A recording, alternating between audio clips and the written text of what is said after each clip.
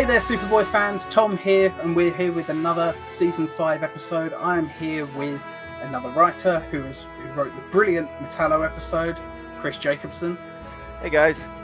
And people really loved your episode, Chris. Yeah, I was very surprised. I figured, it was a rush job, as you remember, and it was going to come out bad. You couldn't tell. Yeah. Because you'd had the storyline in your head for so long that it just, it was great. And I know that somebody I used to work with, my old boss from Blockbuster back in the day, Mike, he was actually one of the commenters on it, and he's the one who was commenting on the Atomic Skull and how you designed him. That's cool. Yeah, I was well pleased with how Atomic Skull turned out, and people that are following the Superboy Legacy Facebook page and stuff like that, you have probably seen already gone ahead and designed the next version of Metallo, which is the Johnny Corbin version. Yep. And people really liked that design. So I'm looking forward to your next episode, but it's still a little ways off. I don't want to rush him too much on this one. Well, that's good, because I may end up developing writer's block again. When it happens, it happens. But so we're going to do another episode of Season 5 right now, which is one that I've written. Unfortunately, Sam couldn't be with us. He has unfortunately decided to step away from Superboy Legacy just on YouTube, just for a little while. He's got some personal issues that he wants to deal with. And, he's going to be back, and we can't wait for him to return. But we're going to try and keep things going in his absence and keep the channel alive and keep delivering Superboy content for you, because we love doing it. So... Absolutely. Yeah. This is The Adventures of Superman, Season 5, Episode 6, Future Imperfect.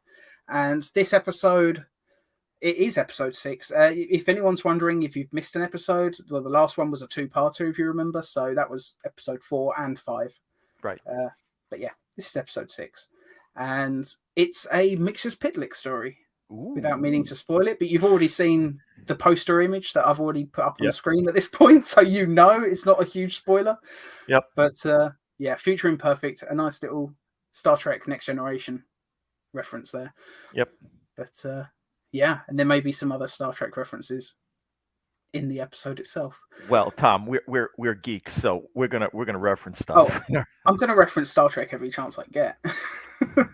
Hey, I've said it before, and I'll say it again. Like, one of my favorite episodes of Superboy is West of Alpha Centauri, and that is very much a TNG/Voyager style episode, in my opinion. Like, if it wasn't Superboy in that alien prison, it would have been 7 of 9, or Riker, or Worf, or whoever. It's a very Star Trek-y episode. It's got a fun resolution that is very much a Star Trek style resolution. Yeah, absolutely. So, should we just get started? I'm ready if you're ready. Okay. The cold open starts. It's night in Metropolis. Superman is flying down to the street carrying a thief with a bag of jewels in a scene almost identical to the one from Superman the movie. He lands next to the police officer. They say confession's good for the soul? I'd listen to this man. Take him away. The cop cuffs the burglar, and we cut to Clark Kent's apartment. As he flies through the window at speed, within seconds he's changed into a t-shirt and shorts, and he's gone to bed. As he laid down, we hear through his ears the sounds of the city. The sounds get louder until they meld together, creating a kind of white noise. Clark smiles, closes his eyes, and goes to sleep. The camera slowly moves into a close-up of his face until it fills the screen, and the light changes from a dark blue to a bright yellow as time passes. Clark's alarm clock sounds and he wakes, sits at the side of his bed and stretches, eyes still closed. He hasn't noticed yet, but the room is different. He's not even in the same apartment. Suddenly, Lois Lane's voice calls from another room. Wake up, Smallville. Time to start the day again. Lois walks in wearing nothing but a large nightshirt. Clark is looking at her, dazed and confused. Cool if we fly by Hawaii on the way to work? Really craving their coffee this morning. Lois opens the closet, and as she does, we see her hand, wearing a wedding ring. Clark's super suits are hanging up. Several of them are new suits never seen on the show before. Clark is still looking out of it, absolutely confused. He asks what's going on, and as he asks, he notices that he too is wearing a wedding ring. Lois says, "Looks like you need coffee too. Come on, Up and away. Title credits. Oh, I love this. I love this. Yeah, so what the hell is going on? This is good. I have to say it, this is exactly like that TNG episode that you're kind of referencing in it. The way Riker woke up and everything was different. Yep. Except he woke up in sickbay. Yeah, it's a very, it's a very loosely done concept. But I mean, I figured the point of a cold open is to tease the story and make the audience want to continue with the episode. Right. And I don't know, it's not my favorite episode of TNG, but I like it quite a lot. And it's a great title. And yeah, I think it's just a fun way to open the episode, and because it immediately sets up the mystery, like what the hell is going on. And yeah, I'm liking it so far, Tom. This is really good. It really wants me to see what's going on. Well, we may not find out for a little while, but yeah. Well, you kind of know from just the poster image where you see the giant Mixes Pitlick. Yep. But yes. But anyway, after the title credits, Lois is in their kitchen. Clark walks in, buttoning his shirt. Lois looks at the S on Clark's chest. Don't get me wrong, Clark. I love the old school look, but do you think it's safe right now? Bloodsport shot you last week, with a kryptonite bullet, no less. He tries that again, you're going to need the extra 300% solar radiation your enhanced suit gives you, not to mention the body armor. Clark looks at her, still confused. Enhanced suit? Lois rolls her eyes and smiles. You're messing with me, right? Come on, we're running late as it is. Get that black and silver number on and let's go. Clark goes back to the bedroom and pulls a black and silver suit from the closet, stopping for a second to exhale. Lois stands in the doorway, putting on her coat. Clark says, not sure I like this. I mean, the colours, they're important to me. Wearing this, I'd feel too much like that Bat Vigilante in Gotham. You mean Bruce, I am vengeance, Wayne? Clark looks at Lois in disbelief. Bruce Wayne is Batman? Okay, honey, you're scaring me now. Clark takes a moment to think before saying, I'm fine. Let's go to work. Clark spins on the spot. He's fully dressed now with the black suit under his clothes. I always love when he spins and he's suddenly got the suit on. Like Lois and Clark did it, but Superboy did it first, and I just think it's a fun image. But Lois grins. I love it when you do that. Clark chuckles. I'm not wearing this suit forever. Lois says, wouldn't want you to. Anyway, just get it altered at the fortress. Bring some colour back. But later, right now we need to, I know, to work. Clark whisks her away at super speed. Lois makes an excited mini yell as he takes her away. Commercial break. So that was only a short segment, but we've already been introduced. He's wearing the black and silver suit from The Death of Superman. Right. Which technically came out the year before season 5 would have. So I figure I can get away with it.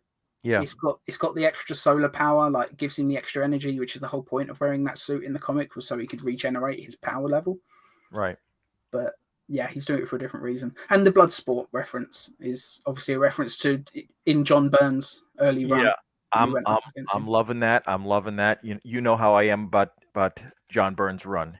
Had its problems, but he did introduce some really cool new villains, and Bloodsport was one of them.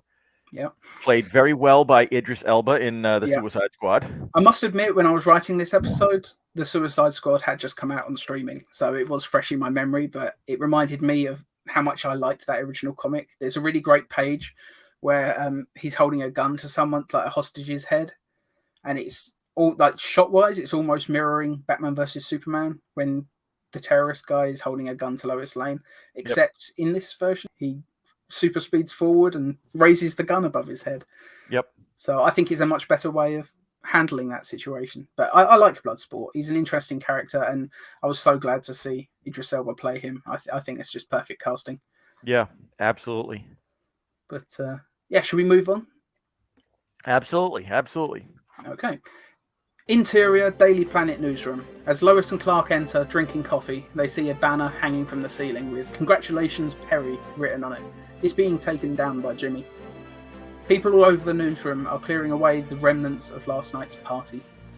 What's all this? Asks Clark. Lois replies, you got to get your head on straight, Smallville. We both know those tequila shots last night don't affect you. Or is this about the promotion? Is that it? Are you afraid of what this means for us? Jimmy walks past them saying, morning, Chief, as he goes. Clark stammers, I'm the new chief? Lois playfully punches him in the chest, although a little harder than she would if he wasn't invulnerable. Right. As if. Clark looks over at Perry White's office door and sees a new name painted on the glass. Lois Lane, Editor-in-Chief. I was hoping my head would clear by now and I'd know what the devil is going on, but Lois, can we talk? Of course. They enter Lois's new office. Perry is in there taking the last of his Elvis photos off the wall. Feels like I've spent my whole life in this building. Gonna miss it something fierce. But it's time I move on. Spend some time with Alice. And Lois interrupts. She walks over, hugs him. You're welcome to visit any time. Anytime. Wouldn't want to cramp your style, Lo. I know you're gonna do me proud. But if I'm in the neighborhood, sure. But first, to Graceland. Lois holds Perry's gaze. Any time or else. Perry laughs. Well, it doesn't sound like I have a choice. Thank you, Lo. He places the last photo into a box along with some other personal things. Kent, take care of this one. She's going to need your full support or else.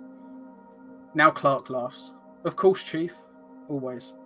Perry shakes Clark's hand. I'll see you, kids. He leaves the office before turning back and telling Lois, by the way, I left you a little present in the bottom drawer. I know it's your favourite. And with that, he shuts the door, taking a moment to look at the name on it, sighs, and leaves. Lois walks around to her desk, sits down, opens the drawer, and pulls out a bottle of peach brandy. She pours herself a glass and puts her feet up on the desk. I've wanted to do this for years. Lois? Right, you wanted to talk. Sorry. What's up? Clark takes a deep breath. I went to bed last night and it was 1993. We'd barely been working together 5 months. I wake up this morning and bam, I'm in... What year is it anyway? 1999. Clark, are you being serious right now, or is this some sort of metaphor that I'm missing? I've never seen you like this. I'm serious, Lois. I don't remember any of it. It's like I've travelled through time. Only what? I've travelled through time before. It didn't feel like this. For one thing, I knew that I'd time travelled. I could feel it somehow. But this, it's like I stayed put and the rest of the world changed around me. I just don't understand how. Lois stands, grabs her coat and says, okay, we need to talk to Hamilton. Maybe he can help. Hamilton? Peterson's lab assistant? Clark, Peterson's been dead for 3 years. Ever since Parasite. Clark interrupts. Dead? Oh boy. He sits down. What? Parasite? Clark looks devastated and confused in equal measure. Peterson wasn't just a scientist that helped him out. He was a trusted friend. You really don't remember? Lois, I really don't. Well, I think it would be a good idea to stop by the archives before we talk to Hamilton, at least get you somewhat caught up. They enter the Daily Planet archive room. It's an absolute mess. Lois looks annoyed. Jimmy was supposed to reorganize this mess months ago. Oh, he's going to hear about this. From the chief. Lois is clearly enjoying referring to herself as the chief. Clark smiles at Lois, takes a few steps back into the room. Not to worry, this isn't my first time sorting out a records room. He uses his super breath to blow the door shut, and at super speed he simultaneously reorganizes and reads everything in the archive. As the montage goes, we see some headlines including Parasite attacks, Superman and Flash race for charity, and Superman defeats Zod. It takes him all of 30 seconds. Clark says when he's done, you know, it's kind of nice using my abilities as Clark. I mean, in front of someone that isn't Ma or Pa. Lois looks sad for a moment. Before she asks if he's cleaned up all the boxes, Clark says, yeah, I've been reading them as I go, and the last 6 months it's not here. Lois pauses for a moment, looks around before saying, figures. The only box that had already been organised is this one here, the latest one. Lois turns to a table by the door. There's a couple of boxes on it. Clark starts reading through at super speed. He stops. He's got one particular newspaper in his hand. It's from about 3 months earlier with the obituaries. Jonathan and Martha Kent killed from rare fever plague while vacationing in the Caribbean. Clark drops to his knees. Lois rushes over. She puts her arm around his shoulders. There was nothing you could do, Clark, she says. You were practically on the other side of the world when it happened, stopping a volcano in Chile. There was nothing you could have done. Clark, I'm so sorry. Clark sobs, falling to his knees. I wasn't there. I should have been, and I wasn't there. Given the choice between the people of the world and my own parents, I always chose the world. All the things I can do, all these powers, and I couldn't even save them. The two people I love most. Suddenly, the black suit makes sense. Lois gets on her knees too, puts her arms around Clark and holds him tight as Clark cries. Slow fade to black and a commercial break. Oh man, I love this. I love this. I love the little reference you did to the classic Superboy comic. Yeah. Where they contracted the fatal disease. Yeah, while on vacation. It's a version that we've discussed before because it's ridiculous and hilarious. But I thought it would be fun to try and recontextualize it in a way that actually had some impact. Yeah. And also the fact that this is sort of an alternate timeline. We don't actually have to kill off the Kents in that way. We can do it. We can do it with Pa Kent with his heart attack and that down the road if we want. Or we could just leave them alive. Or we could just leave them alive, absolutely. And so, yeah, I thought, alternate timeline. When am I going to have the chance to do a reference like this? I might as well. And also, I love the reuse of the cemetery line from Superman the movie. That is such a powerful line. Yeah. No matter how you use it, it's still good, and I love how you use that. Yeah. Well, I always like to throw in like an echo of Superman's history. Yep. And to me, that's one of the most iconic and powerful lines in the movie. Like it sums up Superman. Like it's the biggest lesson that he has to learn is that even with all of his powers, there are some fights he can't win. Yep. And yeah, I love that line. So I love it. That's why I threw it in.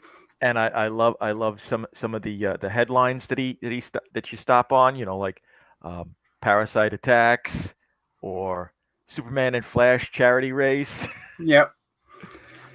And obviously, people have seen the screenshot. If you're watching this on YouTube, which I think this is the only place it's going to go up for a while, is YouTube. But yeah, the Flash in our universe is John Wesley Shipp. We're saying that the 1990 Flash series is in the same universe as our Superboy. It's, they came out at the same time. We might as well put them in the same universe because, to be honest, at that time, I can't think of someone better to play Barry Allen. So me neither. We'll probably do an episode later on where we actually see the Superman Flash race, but not yet. Yeah, that's down the road. Yeah. I like peppering little references in, and obviously Superman defeats Zod was one of the headlines as well, just to say, like, yeah, I mentioned Zod in the very first episode when Clark goes to the Fortress of Solitude. Like, Jor-El tells him about Zod in that episode. Yep. But and I forget who did you plan on casting as Zod? Well, we were discussing it for a while. You had a great idea. Was it David Warner? Yeah, but then you said no, he's a little too old for it. That's true. And I know I had someone in mind, but I'm completely blanking on what it was. Was it Clancy Brown? It was Clancy Brown. Yes. No, it was. It was Clancy Brown. Yeah. Now you say it. Yeah. That was it. Yeah, and I think we decided on if we're going to do Jack Ur, the famous Jack Ur from the comics, not the more recent version of him from the animated series, that we were going to use David Warner for, because he plays a lot of scientists and and especially evil ones. Yeah, and rest in peace, David Warner as well. Like obviously he just died this week. Yeah, and he was 82. 82, which I mean it's not young, but at the same time, like I was hoping he would live a few more years because he's just one of those brilliant actors. Like he was great in Star Trek. Yep. But like I really liked him in his guest role on Doctor Who that he did in the it's the one in the Cold. I think it was just called the Cold War. It was an Ice Warriors episode. Okay. And he was really good in that. He played a Russian scientist, and he was just obsessed with the band. Oh, I think it's Ultravox. Okay. Yeah, and it's just a really fun character. And apparently he did quite a lot in the Big Finish audio dramas as well. Like he actually played the Doctor. Oh. Yeah, he was one of the alternate Doctors that Big Finish did for a while. I think technically at the time he was the 9th Doctor, which ended up being Christopher Eccleston, but this was before, obviously, that happened. So, right. But yeah, the guy's a legend, and yeah, rest in peace. But I don't want to bring it down too much, even though we have just had a scene where Clark finds out people have died, so it's kind of on tone. But yeah, we got to get back. We got to get back up. Yeah, as it were. And there was another reference that I wanted to see if you caught. I don't think you did. Lois's peach brandy in the desk. When I was writing it, I wanted to find out if there was a canonical favorite alcohol that Lois Lane drinks in the comics. Okay. Apparently, peach brandy is her favorite alcoholic beverage. I don't know what that's from, but when I googled it, that's what came up. So that's what it is. That's one I didn't pick up on, but yeah, it's obviously. I doubt it was mentioned more than a couple of times, but yeah I was wondering about that. One thing I will say is, and this is something I love. It is kind of a reference to that episode of Lois and Clark when she does temporarily become the chief. And just her sitting at the desk, putting her feet up and saying, "I've wanted to do this for years." Yeah. Total Lois Lane moment, isn't it, really? It's just, yeah. She couldn't have got away with that while the chief was still around. But I didn't want to kill the chief off as well, because there's already a lot of death in this episode.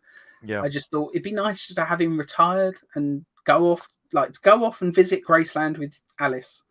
And because, I always loved that. Obviously, the chief and Alice in Lois and Clark, they had some problems across the course of the show. They almost got divorced a few times. But you could tell there was real love there. And I thought that was quite a sweet relationship, despite the fact that I don't think we ever actually saw her. I think she was just mentioned a bunch of times. Mentioned, and I think we saw her in silhouette in one episode. I think that was about it. Right. I completely forgot that. But but yeah, I thought it'd be nice to actually let him retire and go off and visit Graceland, because I'm keeping the fact that he's a massive Elvis fan, clearly. Yep.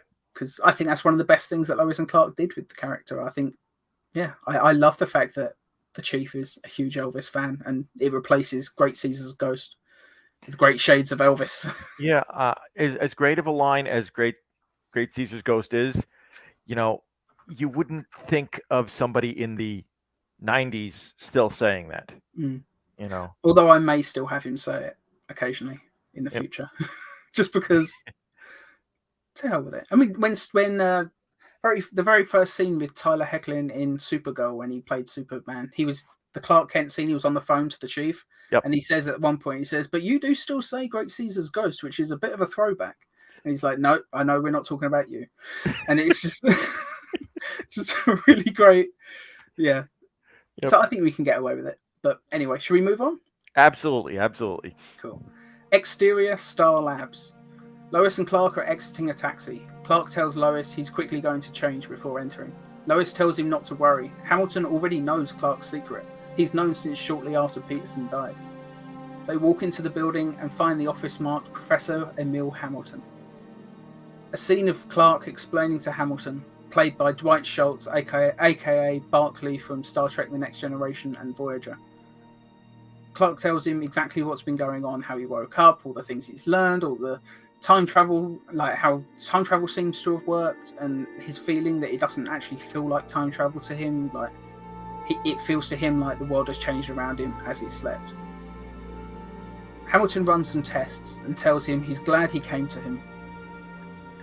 From what Clark has said, Clark doesn't know him very well. So the fact that he's trusting him means a lot in this instance. Right. So there's a montage of tests being run, during which Hamilton congratulates Lois on the new job. Hamilton concludes after running the tests that Clark indeed has not time travelled. There are no residual chronotons in his system, which would be consistent with time travel. Hamilton suggests there are a few conclusions he could take from this. Either the world really has changed around him, or he has some serious amnesia. Hamilton suggests that perhaps it's some sort of lingering damage initially caused by when he destroyed the meteor that was going to destroy the Earth back in 1990. He did have a kind of full-on amnesia for a short time. Clark says that was years ago. Now even longer, because it feels to me like I'm missing 7 years, so that was a really long time ago. And Hamilton's like, yeah, more than 7 years. It's 1999 and the meteor was 9 years ago now. Clark says, I'm only missing the last 7 years, Doc. If my amnesia re-triggered 2 years after the initial incident, I mean, that's where my memory block starts. So what or wherever this damage comes from has to come from the last time I remember, doesn't it? Hamilton says, you clearly have a lot of confusion right now, and that's understandable. It's not necessarily that moment that triggered this new amnesia. It could have been a delayed reaction, or it could have been something that happened the night before you lost your memory. Clark says that after the meteor, he saw Peterson, who ran some tests on his brain to make sure there were no residual effects. Clark asks if Hamilton will run a full physical on him, an MRI, CAT scan, anything beyond the tests that he's already run, just to make sure there are no other possible causes. Hamilton says that even his best theory is just that, a theory. So those tests would certainly be helpful. And Clark could be right. It might have nothing to do with the meteor. It could be something that happened 7 years ago, 7 months ago, or 7 hours ago. A montage of Hamilton running every kind of test imaginable on Clark. He's testing his everything, from reflexes to his speed, making sure he's got full control of his abilities, ending with a brain scan. At the end of it, Hamilton says, nothing is wrong. He says, I mean, there's nothing to suggest any kind of amnesia going on, no obvious signs of brain damage. But I'm hesitant to disregard the possibility. I mean, Kryptonian physiology and all. After all, any human scientist's knowledge in such things is lacking at best. Right. And so now he's actually wondering what the hell it could be. And at the end of this scene, Clark has agreed to let Hamilton take a sample of his blood cells so that he can try to do a very deep down test to the molecular level, just to make sure there isn't something cosmic going on that he's missed, which requires Clark to use heat vision on his arm so the needle can pierce his skin. Nice little reference to Road to Hell. Yep. But, yeah. As Lois and Clark walk away from Star Labs, Clark hears someone in trouble. He tells Lois, I've got to go. I know I don't know this world. At least not in the way I thought I did. But someone's in trouble and I can't just stand around. I need to go. Lois says, Smallville, go. I know it's what you have to do. I'll see you later. Clark flies away into the sky, changing in midair. He's using his super hearing, trying to pinpoint exactly where the screaming is coming from. He locates and flies towards it. Back on the street, Lois signals another cab. A cab driver, played by Don DeLuise, pulls up. She gets in and tells him to take her to the Daily Planet. He says, sure, sweetheart, causing Lois to roll her eyes. He asks her about her day, how it's going, just seemingly to make small talk. He's wearing a purple flat cap hat, which looks a few sizes too small. Lois is searching for something in her bag. She asks the cab driver if he has a cigarette. The taxi driver says, sorry, don't smoke, nasty habit. Lois says her husband is on her case about it often, and she's trying to quit, but she still sneaks one from time to time. And then Lois looks out the cab window. They're not heading towards the Daily Planet, they're heading for the docks. She tries the door, it's locked. She says, I don't know what you're planning, mister, but I'm warning you, I'm armed. She pulls a taser from her bag. The taxi driver chuckles and says, go ahead. Lois is thinking that he's trying to call her bluff, so she immediately tasers him in the side of the neck. But nothing happens. The taser then disappears in a puff of purple smoke. The taxi driver says, I guess I was lying. I do smoke. He then starts giggling maniacally. At that moment, a huge portal appears in the road before the taxi, and they drive inside. Commercial break. Ooh, I'm loving this. I'm loving this. Yeah. I'm loving this. Now, I think we both know who the taxi driver is, considering he's got a purple hat on that's a few sizes too small. Yes, we do. We do. Yeah. But not played by Michael J. Pollard at this time. So, but we know Mixes Pitlick can disguise himself as other people, as we know from his very first episode where he disguised himself as Clark for a while. Yep. But that's basically what's going on. Yep. But yeah. And I love the fact that you're using one of the kings of comedy, Dom DeLuise. Mm.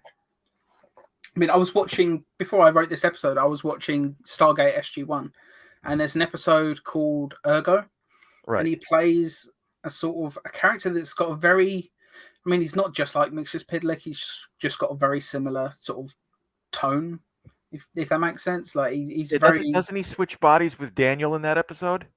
no, Oh. that's Michello you're thinking of. This is Okay. he's like a computer simulated character that implants himself on the brains of the SG team. And then Okay. he's just basically tormenting them because he just wants a friend and they just want him to go away and leave him alone. He's like a big child, basically. And he's just, constantly just getting into hijinks with them. It's a lot of fun. It's a really silly episode, but it's great. And I think it was even wrote by Don DeLuise's son, who directed it as well. So, Okay. but yeah, he was one of the main producers on SG1. So obviously they had to get his father in at some point. Yep. It's one of my favorite episodes, and yeah, that's why I wanted to put him in this briefly. But let's return to it. Yeah, I'm loving it. I'm loving it. I'm glad. Right, commercial break ends. We return to Superman in the black suit. He's carrying a woman from a burning building, setting her down on the street and helping the firefighters. As he puts out the fire, and as soon as it's done, he turns back and uses his super hearing. He's listening for Lois, but she's not there. He flies back up into the sky, searching for her voice, her heartbeat, anything he can. He even uses his super smell to locate her brand of cigarette smoke, and then using his supervision to zoom in on each person in the city smoking. It takes a little while, being the 90s, but he confirms that she's not there. He flies back to where he left her, hovering over Star Labs. He sees a scorch mark on the road, following it all the way to the docks.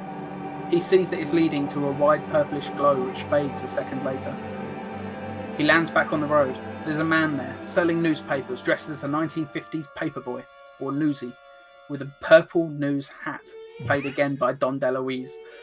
The man says he saw what happened. He says the taxi just drove into this huge glowing purple portal thing. I thought it was weird, but the cabbie seemed to know what he was doing, so I paid it no mind.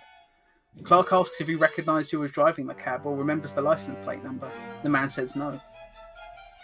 Superman goes to fly away again. Before he does, he turns back to the man and says, "Aren't you a little old to be selling newspapers dressed like that?" He says, "Hey, that's ageism, man. You don't think I can sell newspapers? I've got the full outfit and everything. I'm dressed exactly like a newsie. A little outdated maybe, but the classics never go out of style. Anyway, you should talk. Look at your outfit. Although I must say, I'm digging the all black look." Superman smiles and says, "Hey, if it helps with the job." He says, "It doesn't, but it's the only fun part of this gig." Superman nods. "Anyway, listen, if they come back, if the portal opens again, will you do me a favour and just call the Daily Planet for me? They know how to get in touch with me." The man says, "Sure, why not? I'm here for the rest of the day anyway." Superman flies away. As he's flying across the city, he sees something he hadn't noticed before. The tallest skyscraper in the city. Big letters across the top. Luthor Corp. Superman hovers in the sky, staring in disbelief. Luthor Corp?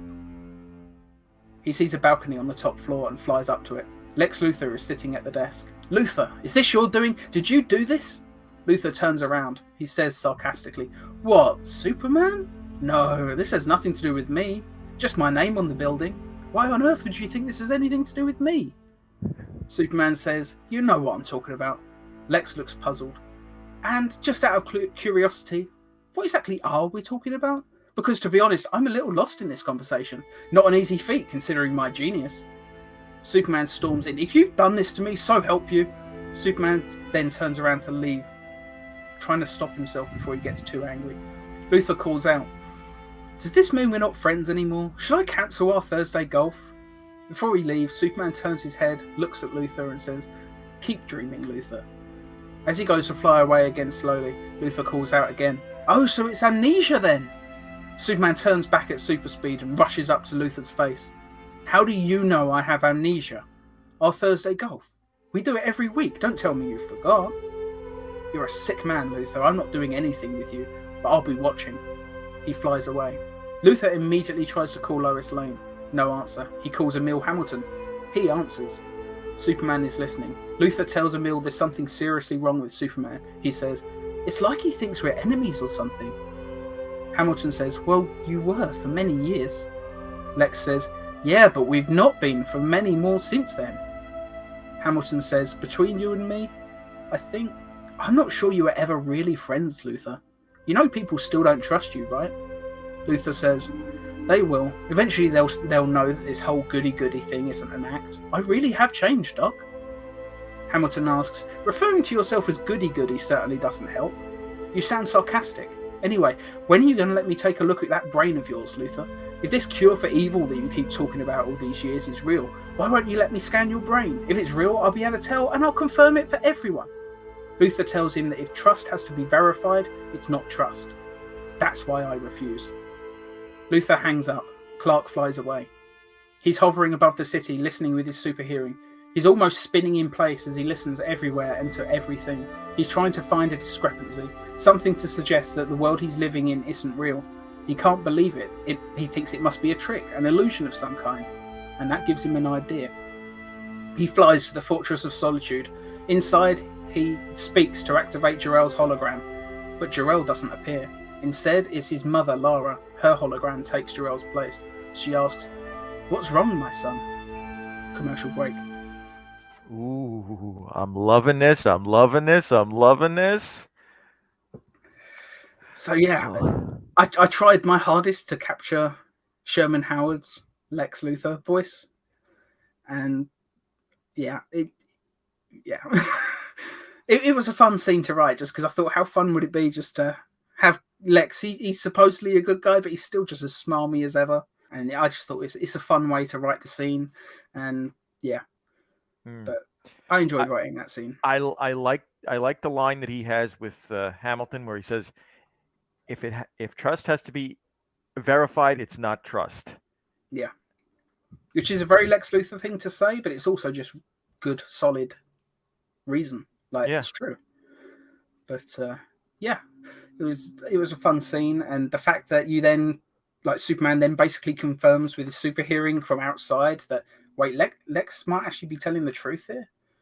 But yeah, it's a fun little scene, and obviously we had Dom DeLuise as the Newsy. Yep. Something just tickled me about the image of Dom DeLuise dressed up as a 1930s to 50s or whatever, like, Newsy character, like with the flat cap and all of that. I think it's a fun image, and obviously I had to Photoshop a screenshot of that, clearly. But yeah. Yeah, I'm loving this. I'm loving this. I'm also loving going back to the fortress and no Jor-El. Now it's just Lara. Yeah, we got to find out what's going on here. So I'm loving this. And we will find out right now.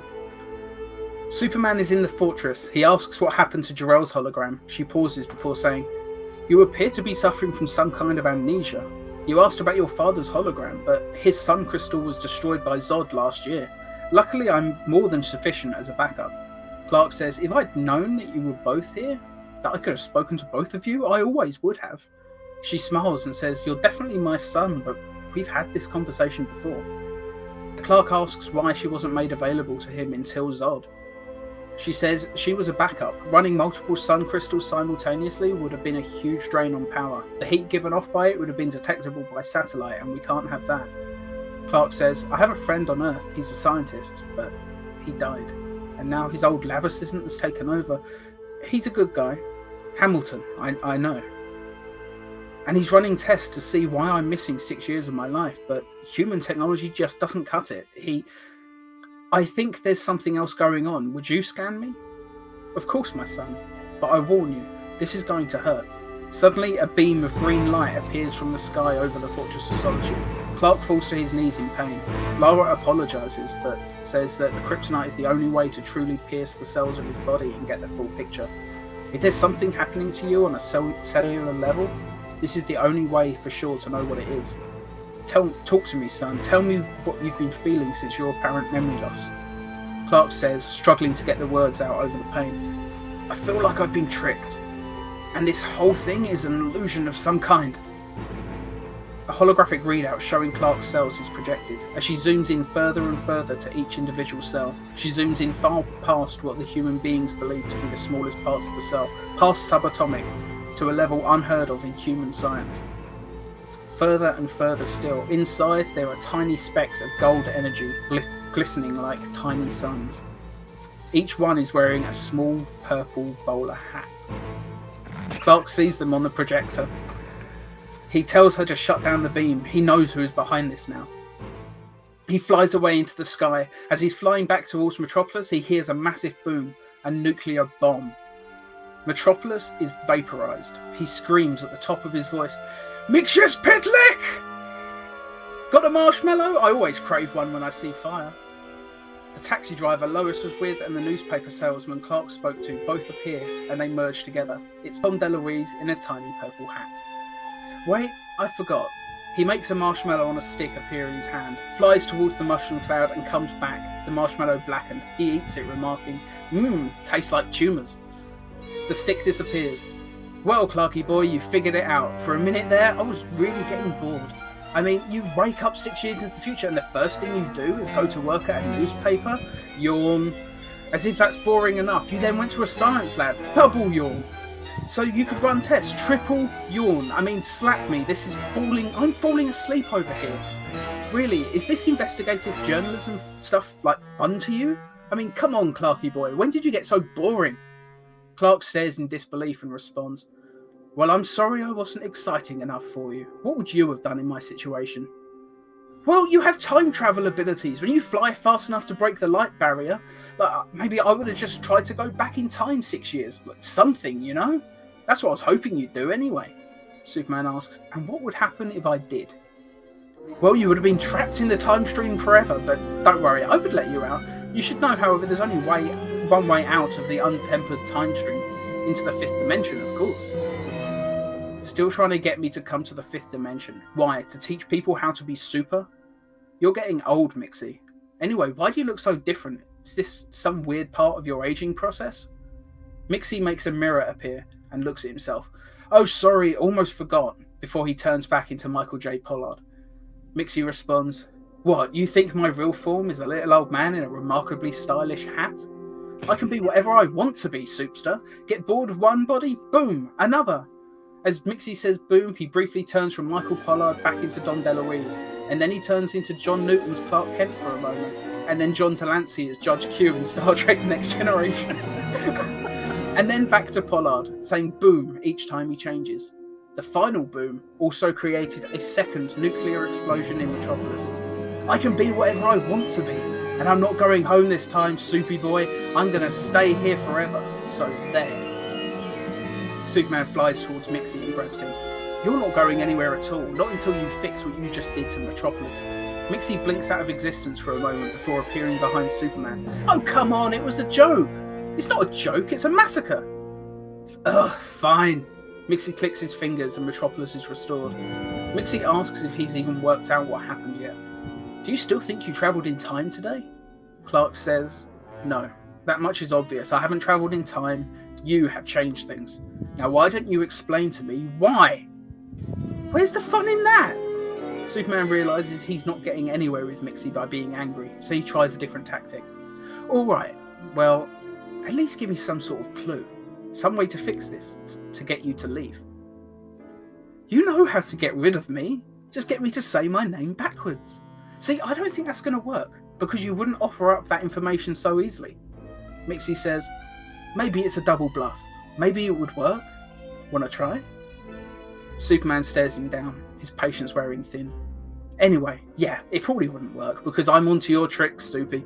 I'm not going to say it. I've memorised what my name is backwards since our last meeting, so don't go trying to make me read something or sound it out. I'm done playing games. This is a new me. Don't bleep with me." Superman pauses. "Why are you doing this?" "I grow tired of our usual way of doing things. Sure, you and I have only interacted 3 times, if you count the tie-in comic, that is. And there are an infinite number of universes, and only one Mixus Pitlick. I've gone up against so many Supermen at this point. Sometimes you're young, sometimes you're old, sometimes you're animated. One time you were a super pup, working for the Daily Bugle. I'm sure Marvel would like a word about that one. He was certainly one of your stranger incarnations. And sometimes you get called Superboy, far beyond the point of absurdity, but always the same result. You start out fun, we play, we laugh, and then eventually you get too frustrated by my presence. You stop being fun, and when that happens, I know it's time to shake things up, time to get serious, at least as serious as these things can be.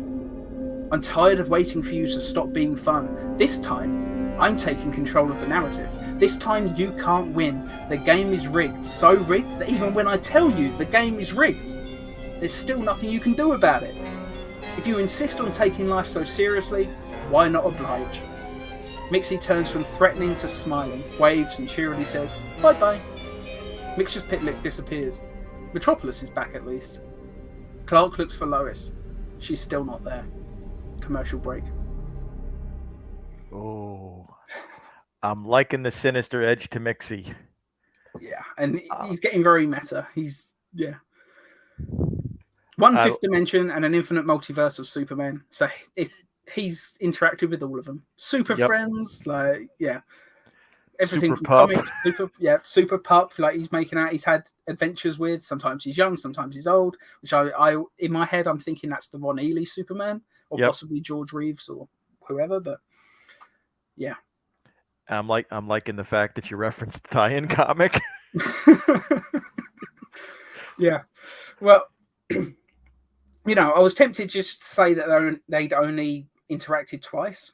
But I was like, with the tie-in comic and that, they have technically had one more adventure together. Yeah. So, yeah. And the fact that he even calls it the tie-in comic, I just thought that's a typical meta Mixie thing. Like, he's very much like... Mixie has such a power set that he can totally be meta. He can reference outside of the show and all of that. Like, it's almost like Deadpool in a way, but yeah, it's. I think it's still very much Mixture's Pitlick, even though he is a lot more sinister. And obviously, the last episode I wrote, which was The Burn, had the Superman from Whatever Happened to the Man of Tomorrow come, and Mixie was obviously the main villain in that story. Right. And he was much more sinister in that. So the way I see it, this is almost a sequel to that episode and that comic in a strange way. Like, he's still kind of sinister as a result of that interaction. But it's, despite the fact that the comic came out way earlier, but in Superboy's canon, maybe it didn't.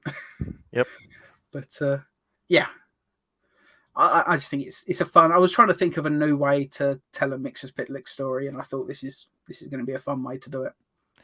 I definitely agree. This is great, and using some of the bodies that you've used for him to change into. I mean, John Newton. Yeah. Well, nice little reference to his first adventure with Superboy. Yep. Excuse me. Sorry. And of course, so Judge hot. Q. Judge Q. Well, Q is very much a Mixture's Pitlick style character, isn't he? Really? Yeah, absolutely. He's basically a fifth dimensional imp, except instead of the fifth dimension, it's the Q continuum.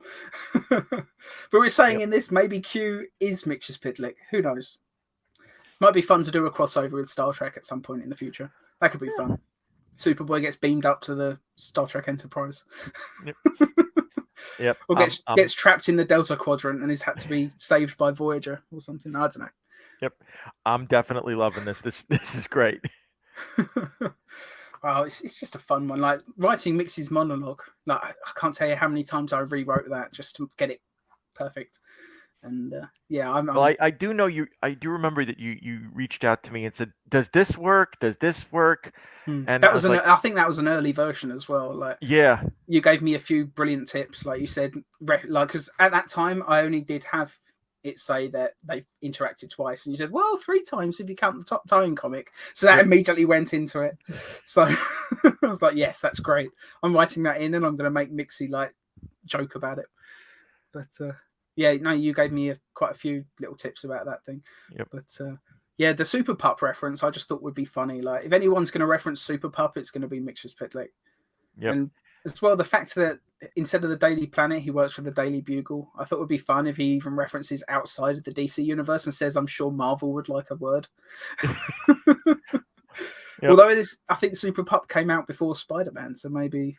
Yeah, it was 1950s when that was done. So it's just a bit of fun. But should we go back into it? Absolutely. Okay. Superman lands in an alley next to the Daily Planet, changes back into Clark and goes to enter the building. But before he does, he notices a poster on a wall. It's the poster for the movie Multiplicity. But this time, instead of Michael Keaton, it's Mixture's Pitlick. And instead of Andy McDowell, it's Superman. Clark rolls his eyes. Mixie is taunting him, but Clark ignores it and walks into the Daily Planet building.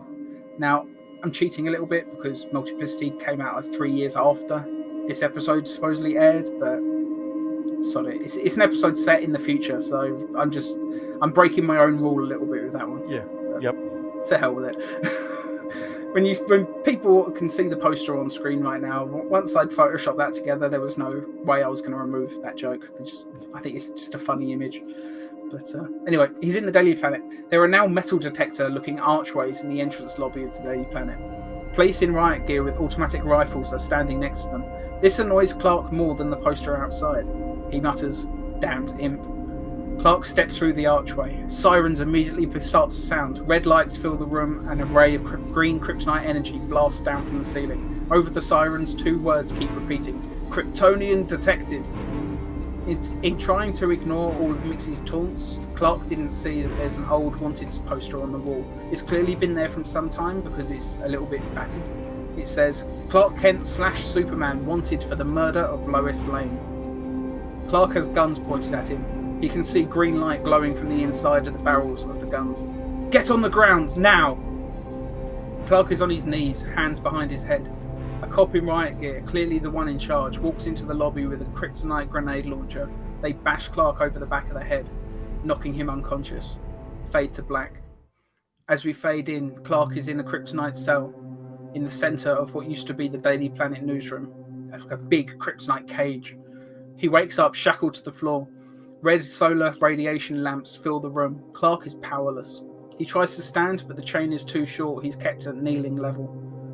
The head riot cop enters the room, pulls a chair up to the cage. On it are Clark's civilian clothes, and lifts the visor on the helmet, revealing her face. It's Lana. She stares at Clark. You're supposed to be dead. Zod killed you. Lana? Lana, I don't know what you think is happening right now, but... Lana bashes the bars of the cage with her gun. You better start talking now and make sense, or I'll have this room flooded with liquid K before you can say up and away. Do you know who Mixus Pitlick is in this timeline? Of course, 5th dimensional imp caused trouble for us back at Schuster, made us pretend to be married once. How could I forget? And what timeline? You better start making sense or I won't warn you again. It's a long story, but the short of it is, Mixus Pitlick is back. I went to sleep last night and he somehow transformed the entire world around me. Changed the year from 1993 to 1999. I don't know what's going on. He seems different, unhinged, angry. I was at the Daily Planet earlier today and all of this wasn't here. Lana, you have to believe me. None of this is real. Am I real? You exist. I don't know if you're actually here though. Lana pulls out a pistol and shoots Superman in the leg with a kryptonite bullet, which passes straight through and out the other side. Was that real? Superman is screaming in pain. Lana lifts the chair and throws it against the wall. It smashes to pieces. Oh, and by the way, asshole, it's not 1999, it's 2012. Superman is struggling to speak. Why are you doing this? Lana, you know me. I thought I did, but you left. All those years you followed me around, saved me when I was in trouble, and just when I find out the truth, Clark, you left. I never saw you again, outside of the papers. You even got married. I thought I'd at least get an invite. But no, I had to find out from the paper. My best friend, we grew up together. Didn't that mean anything to you? Stupid question, I know it doesn't. You want to know why I'm doing this? Really? Lana, I thought Zod was defeated already in this timeline. Again with the timeline crap. He was, yes, in 1998, but then in 2001, Zod and his Kryptonian army escaped the Phantom Zone. They destroyed half the planet. Oh, you fought, and you died, or so we thought. And now here you are again. You didn't die. You left again. There were rumours that you joined Zod, betrayed the Earth, but you couldn't, right? You were dead. But now here you are, alive and well, so what am I supposed to think? Did you even defeat Zod that first time, or was that a lie too? Lana, it took us 6 years to defeat Zod. The entire Justice League was either killed or turned. The human race against Kryptonian army, what chance did we have? When our so-called protector disappears on us, we thought you died. I thought you died. I mourned you. I'm sorry. It's not good enough. You didn't die, you left. You hid. And for all I know, you helped Zod in his bloody war. Just like the conspiracy theorists said, I hate you. None of this is real. Mixus Pitlick, don't tell me none of this is real. I lived it. It's real to me. Everyone I knew and cared about died, most of them in my arms. Don't you dare tell me that wasn't real. Lana opens the door to the cage and starts beating Superman to death. We killed Zod. We killed all of the Kryptonians. It cost us everything, but we did it. And now, right as we're finished rebuilding, here you are, mocking us. We didn't get all of them. There's one left. Just one. But not for much longer. Lana walks away, grabs her kryptonite rifle and sticks the barrel in Clark's face. I'm sorry, Clark. This is how it's got to be. Clark sinks to the floor. He looks deflated. I left because I was scared. Lana lowers the gun. What? When we were young, we'd fly around, and that was good. I tried to get you to like me for me, not for Superboy. But you always loved Superboy, not Clark Kent. Lana stares at him, her face starting to soften. You were my best friend. I was scared that if I pushed too hard to become more that I'd lose you forever, and I couldn't risk that.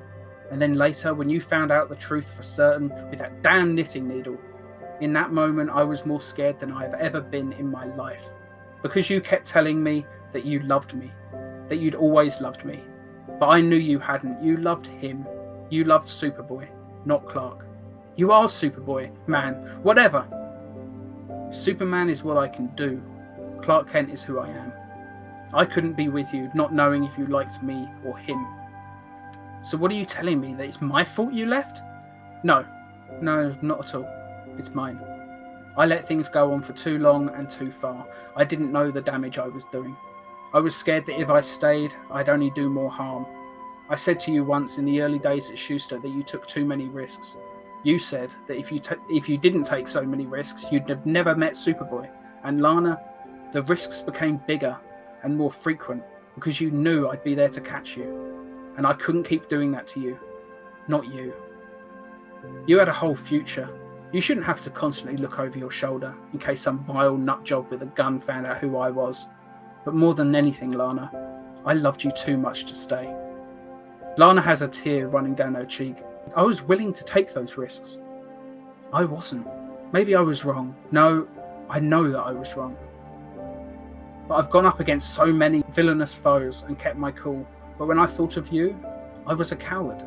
I was Clark Kent, and you deserved better. You have no idea how truly sorry I am that I couldn't be a better man for you. Lana walks over to a lever on the wall and stands by it. If you didn't want to be with me anymore, you should have just said, but instead you disappeared. I waited for you to come back. I waited 6 months at the Bureau, hoping that one day I'd see you walk through that door. And now you're here. You want my help. To what? Let you go? I'd do that, and it's treason. They execute people for such things. If I can stop Mixus Pitlick, the war with the Kryptonians won't have happened. It'll be 1993 again, and all those people that died will be alive again. Please, Lana, you have to let me go. I can't. Lana, I need you to trust me. Lana looks into Clark's eyes, holding. Her expression turns from pain to acceptance. She pulls the lever. The red solar lights deactivate along with the kryptonite cage. Don't you make me regret this. Come with me. See this thing through. Maybe Hamilton can help. He's now had an additional 3 years to figure out what's happened to me. Fine, let's go. The door opens and another SWAT uniformed officer runs in with his gun. What the hell, Lana? You're letting this traitor free? Lana responds, he's not a traitor, and there's more going on here than you know, more than I knew until now. We've known each other a long time. I'm asking you to trust me, Matt. The other SWAT officer lifts his visor, revealing the face of Matt Ritter. Matt looks at Superman. Never did sit right with me, the idea of you being a traitor. I mean, no one really knew Superboy all that well, but never in a million years would I have pegged Clark Kent for a mass-murdering psychopath. Superman looks at Matt. You always were a good friend, and I promise you, Matt, everything that's happened here, I'm gonna fix it. Matt nods. Go, but if you're lying, I'll find you and kill you myself. Superman sighs. Understood. And with that, Clark and Lana fly through the building at super speed. None of the other SWAT agents in the building have a chance to fire any kryptonite weapons. They're moving too fast. Just a blur. Commercial break. Ooh, I'm loving this. I'm loving this. I'm loving this. And I love the monologue that he has as to why he did what he did. Yeah. That is quintessential Clark Kent right there. You know. Yep. I wanted a good reason why, because obviously season 4 ended, and then in my first episode of season 5, it reveals Lana's been at the Bureau for 6 months and Clark never returned. Right. And I just felt like, part of me felt like it didn't need to be said necessarily, but the more I thought about it, the more I actually wanted to give some sort of reason why he didn't return. And I just thought this is as good a time to write it as any. And I wanted to get deep into sort of Clark's psychology in that scene, because the fact is he wouldn't just abandon his friend unless there was a damn good reason. And right. he says, like, yeah, I think I was probably wrong. And he even says, I know I was wrong now. But yeah. And it reveals just how deep his love for her goes, and how, like, it's not even necessarily something that just happened out of the blue. Like, he would have had to be thinking about that for a while, because Lana just kept getting into trouble more and more because she knew Superboy would be there to save her. And maybe he could see just how destructive that relationship had become. And I just thought it's an interesting way to do it. And it's also fun just to write a really vengeful Lana, because at this point, it's been like, what, 20 years? Yeah, and she's pissed. She's pissed. Also because, like, she thinks he helped destroy the world. So it's like she's doubly pissed, but I think she's more pissed on just an emotional level. And yeah, it was a tough scene to write. But yeah, I think it's quite a satisfying one in the end. Yeah, and of course, including Matt in that is absolutely great. Yeah. Originally, he wasn't in it. I don't think he was in it when I was first asking, like, some advice about certain plot points from you. But yeah, at a certain point, I was just like, I really want Matt in there somewhere. Even if it's just a very small cameo, like, I want him in there at least a little bit. Because, you know, there's this whole SWAT thing going on. Like, Matt worked for a federal bureau.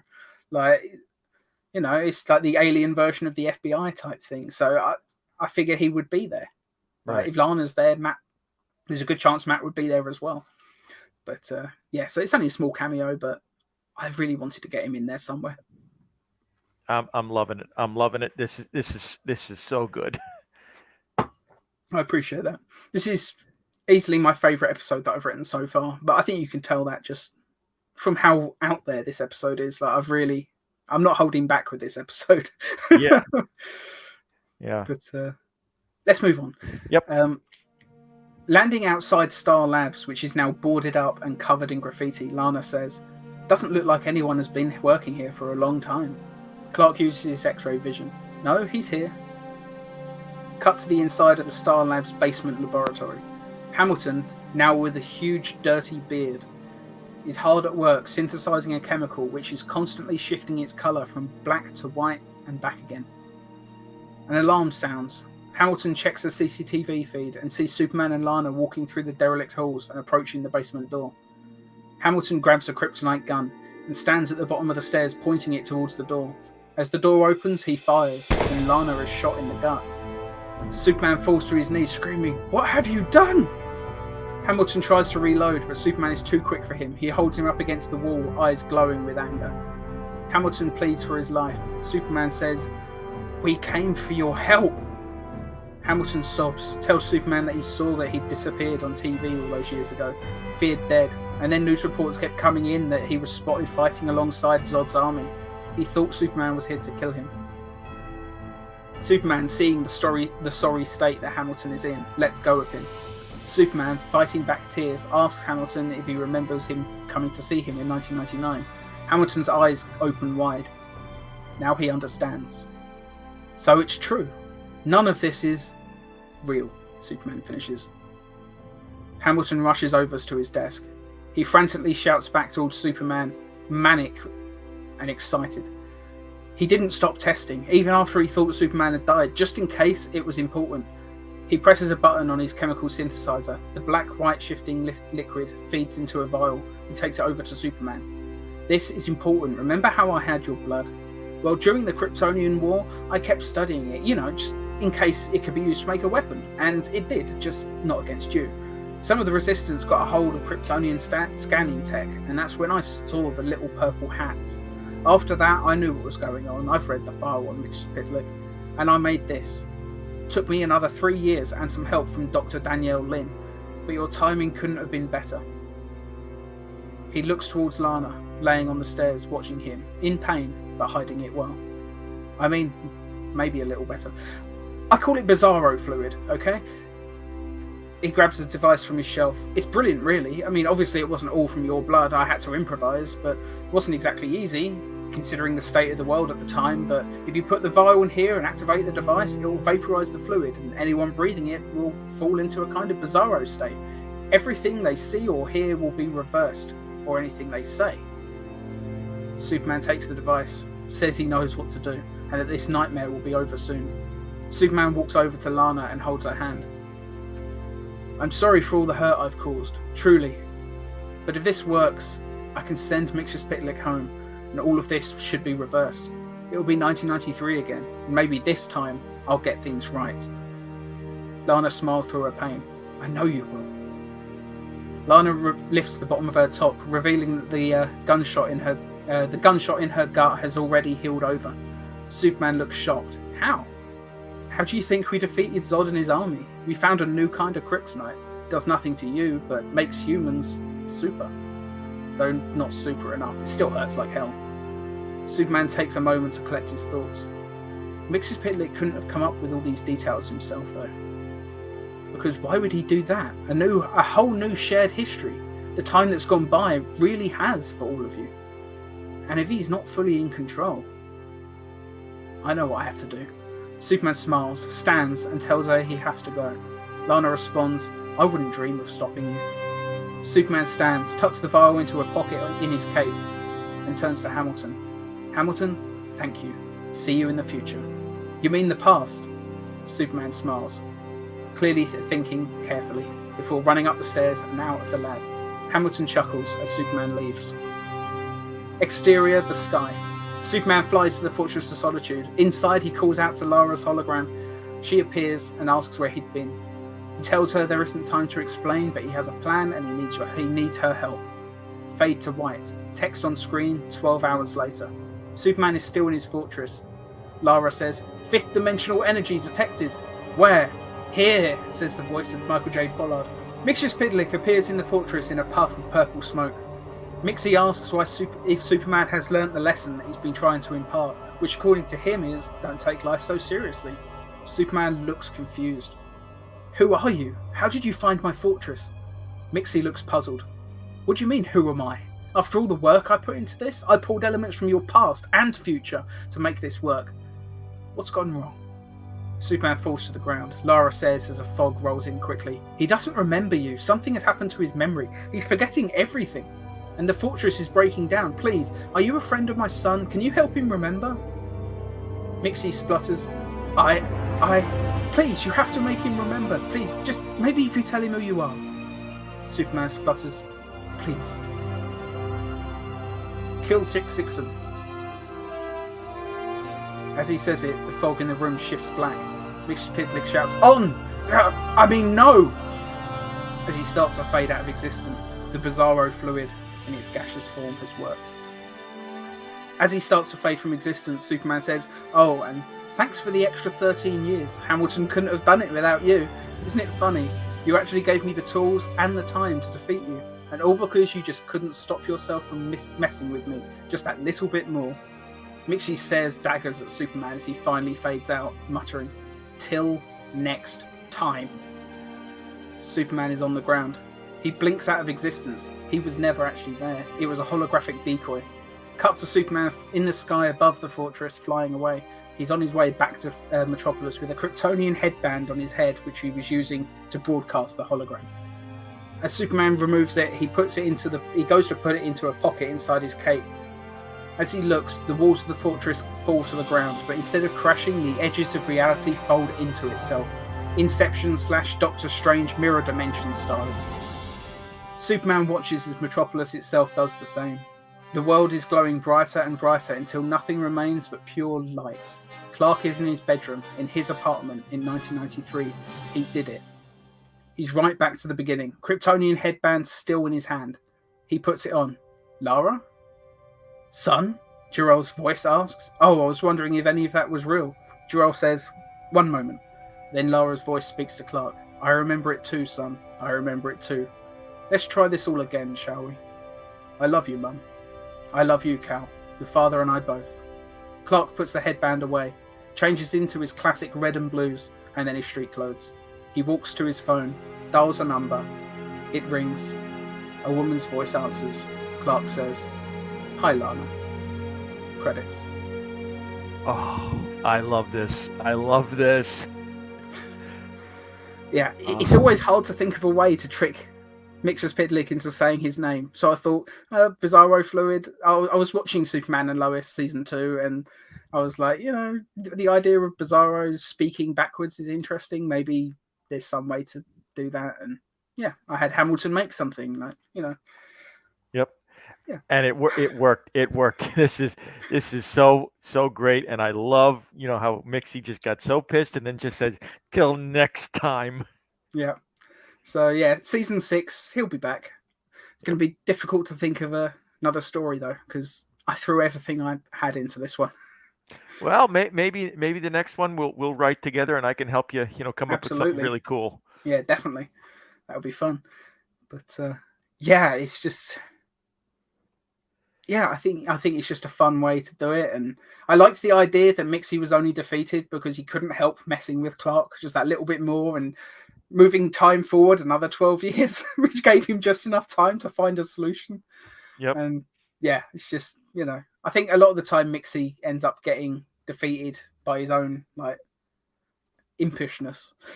Yeah, I mean, just to use the episode Mix is pixelated from the animated series. Superman tricks him by purposely writing an article where he purposely puts in typos that spell out kill Tipsyism. Yeah. And then Mixie has to help, say, all right, fine, I'll edit the rag for you. And he crosses out all the letters, and then it's like, nuts. Well, there was that whole little bit earlier on when Mixie was having that ranting monologue outside, like over the top of like a destroyed metropolis. He mentions, I'm not going to read anything, you're not going to trick me, and all of that. And it's like, I did look at the animated series episode because I was like, yeah, I need to find a way that wasn't in this episode, just so at least I've got kind of an original ending. And I don't know if they've done that in the comics. Like, if they have, then I didn't know at the time. I thought I was coming up with something quite original there, and yeah, it was just fun. Yeah, I mean, this absolutely works, and I like how you have Clark learn from his mistake at the end, and he calls Lana, which is great. He had to, really, didn't he? And so obviously that future where Lana hates him because he never called again. Like, this is only about, I think I said that they'd worked together 5 months at the beginning of this episode, Lois and Clark, before obviously his memory went. Yep. So it's been almost a year, but he's now going to make amends. And I didn't want to write that whole scene because I think the audience's imagination of how that conversation went is much stronger than anything I could have written. So yeah, and it works better to just have it end on the phone, him calling her. It works so much better. Yeah, I mean, you could always do the conversation later. But yeah, I probably won't. I'll probably just at some point in a future episode, Lana will be in it, and they'll just be friends, and you'll just know that they worked things out. Yeah. But I'm guessing the conversation probably went a little bit along the way of how the conversation went in the Kryptonite cage when Lana was beating him to death. Like, he probably just explained all that stuff again. So it didn't really need to be written a second time because I already wrote it. So, but there is a post-credit scene. Okay. And I'll read it now. Mixie is back in the 5th dimension in a bizarre little animated house, blowing up stuffed Superman toys one at a time, ranting about how he was foiled again. The camera pans to the other side of the room. There's another imp, this one in a Batman costume. He's polishing his collection of bat statues, Batmite. A full-on animated character, Roger Rabbit style, and voiced by Charles Fleischer, the voice actor of Roger Rabbit. Batmite says, I don't know why you can't just get along with your guy. Mixie says, please, your guy hates you. He's annoyed by me. There's a difference. Anyway, I don't mind. I still love him. Batmite gives a big, sloppy, animated kiss to the Batman statue. Mixie rolls his eyes, points his finger, and zaps Batmite, turning him into Robin Mite. Batmite says, "Oh man, this sucks." Mxyzptlk laughs, then stops, clearly deep in thought. I may not be able to visit Earth again for a while, but that's not to say I can't leave Big Blue some surprises. Mxyzptlk clicks his fingers once again, and we cut to a dark alleyway in Metropolis. A portal opens, and a man falls through it. He looks terrified. He looks around and back at the portal. It's Lex Luthor, although this time with a full head of red hair and a beard. "Oh, quit your whimpering, you pathetic toad," comes a voice from the portal. And out of the portal, a bald man walks nonchalantly. We see him only from behind for the moment. He's wearing an expensive-looking suit. "Yes, sir. Sorry, sir," the alternate Lex stammers. The camera pans round to reveal the face of the bald man. It's the return of Leo, as portrayed by Michael Manno, although this Leo is clearly very different. He grins darkly. "Oh, this is gonna be fun." The end. Ooh, I'm loving this. I'm loving this. I'm loving this. So yeah, an alternate version of Leo is coming back, and in the episode where Michael Manno's Leo is going to be featured heavily, I have spoken to him, and he is going to voice the character for the episode. So obviously I'll read it out as I would normally, but when I edit the thing, I'll be dubbing in Michael Manno's actual voice, reprising his role of Leo, which I think is a first for season 5. And yeah, I'm looking forward to that. I'm looking forward to it too. Yeah, that's going to be so cool. Like he says he thinks it will be fun. Like I spoke to him on Facebook about it, and he was like, "Yeah, that sounds fun. I'll do it." So he just says, "Just say the words." So yeah, I'm really happy about that. Like it would be cool to get some other actors from the show at some point. Like, but Michael Manno at the moment is the only one that's going to do it. I do think it'd be fun to try and get Douglas B. Myers to reprise the role of Bizarro, but if not, I'll probably just end up voicing it myself. But yep. With some heavy editing work. But yeah, that's the episode. And honestly, this was so great, Tom. Thank you. I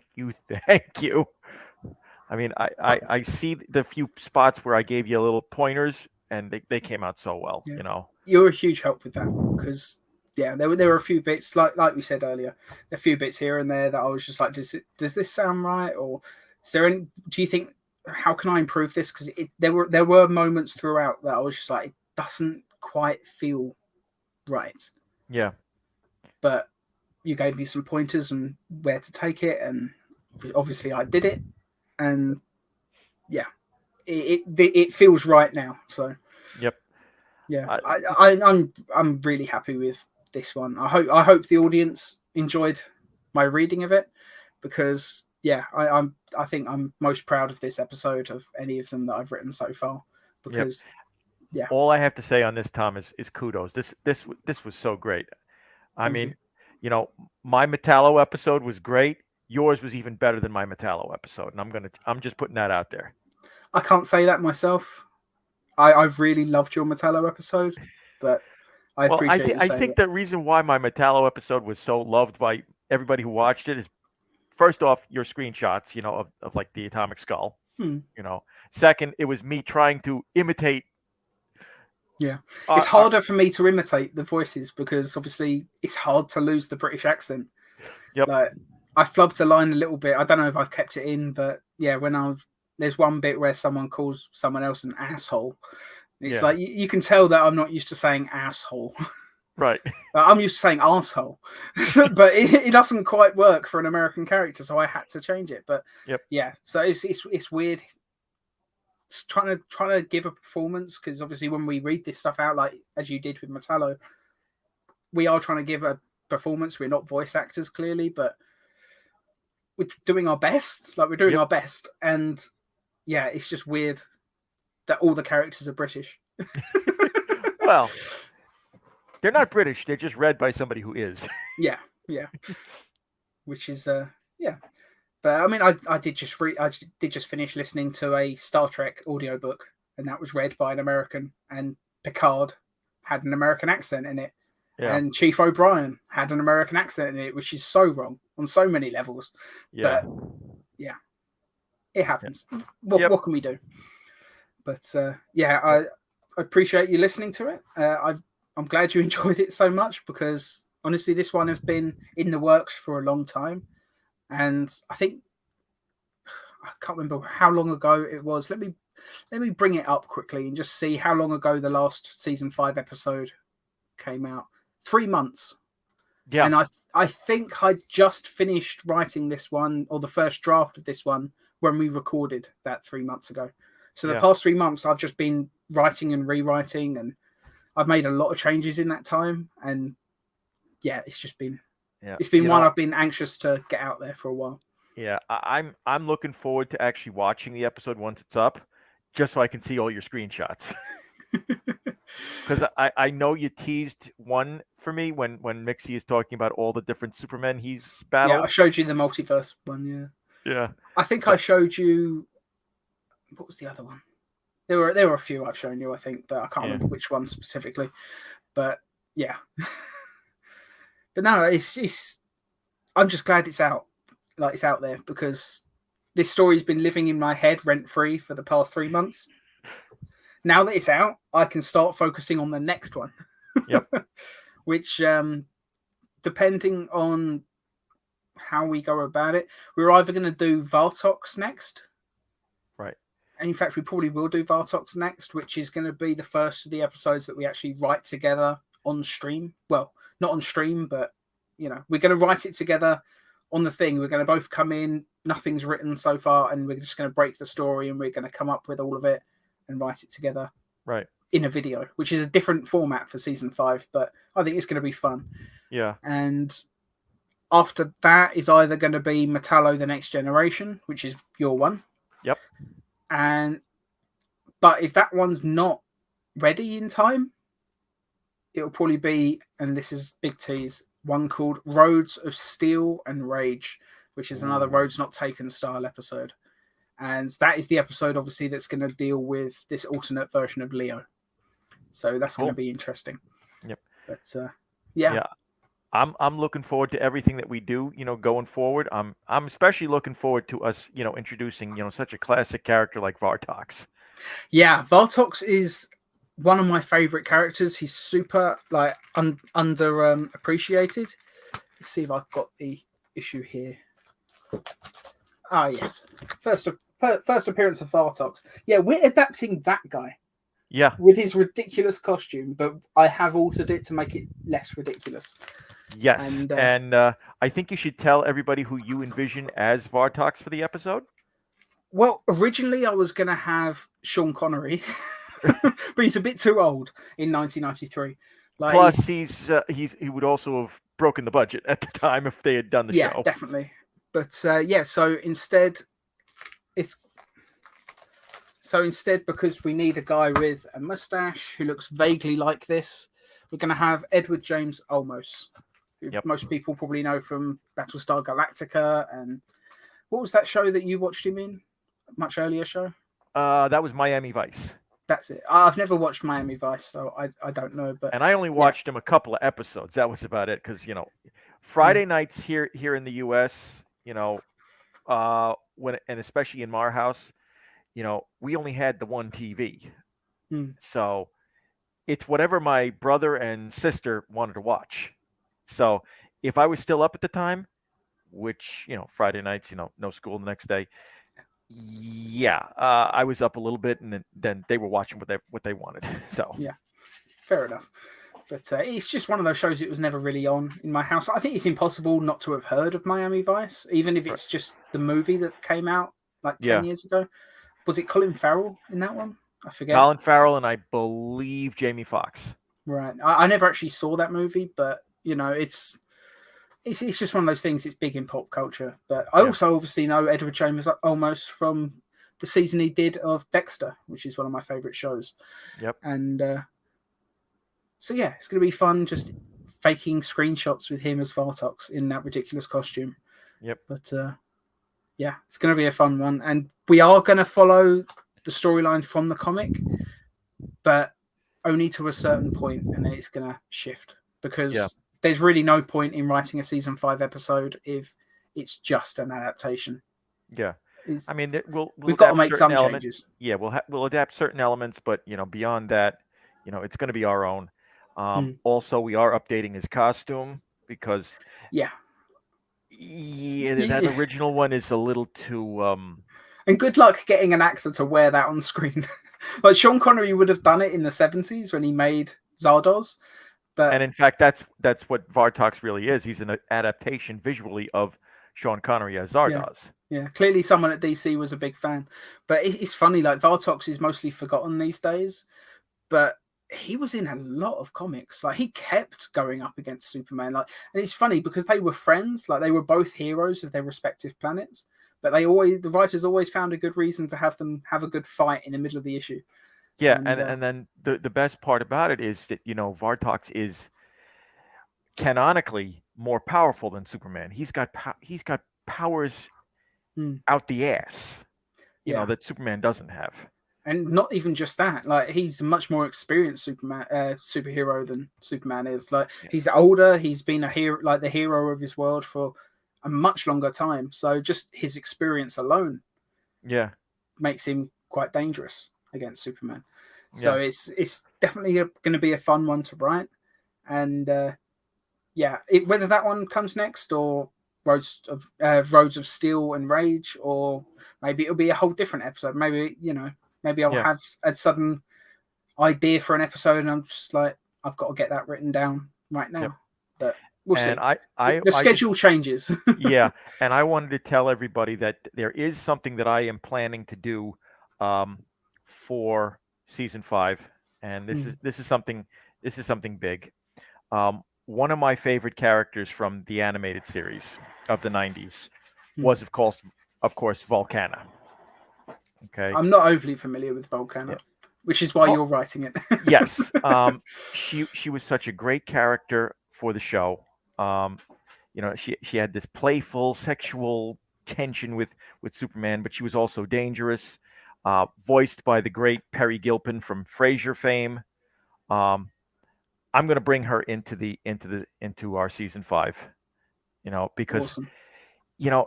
One thing about the Superboy series is that they didn't just adapt existing villains. They did create some brand new ones. Like, for example, Microboy. Okay. So we need to bring in some things that are not technically established characters, and since we're doing this well before the animated series started, technically that makes her first. Yeah. And I mean, I did the same thing in episode 2 with Mercy, Lex's assistant. Like, she was invented for the animated series, but I put her in episode 2 anyway because it's a cool character. Yeah, very cool character. And I could have gone with Livewire since she's more known, but you know what? Yeah. You know what? Volcana's just so much better. She's not. And we may do Livewire at a later date. Like, just save Livewire for when we actually have a really solid idea for her story. Yeah. Like, Volcana is a character that you like a lot. I say go for it. And it's just there's a bunch of things that we're going to be bringing in. Like, there's a whole Legion of Superheroes 2-parter that I'm planning. Yep. And the Legion are going to be played by the cast of Buffy the Vampire Slayer. And which is fun because James Masters is going to play Brainiac 5, which is a role he actually played in Smallville, except he's doing it years earlier. Yep.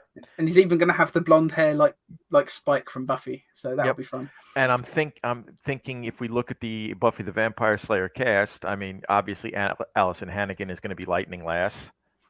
Or Light Lass, depending upon which identity you use.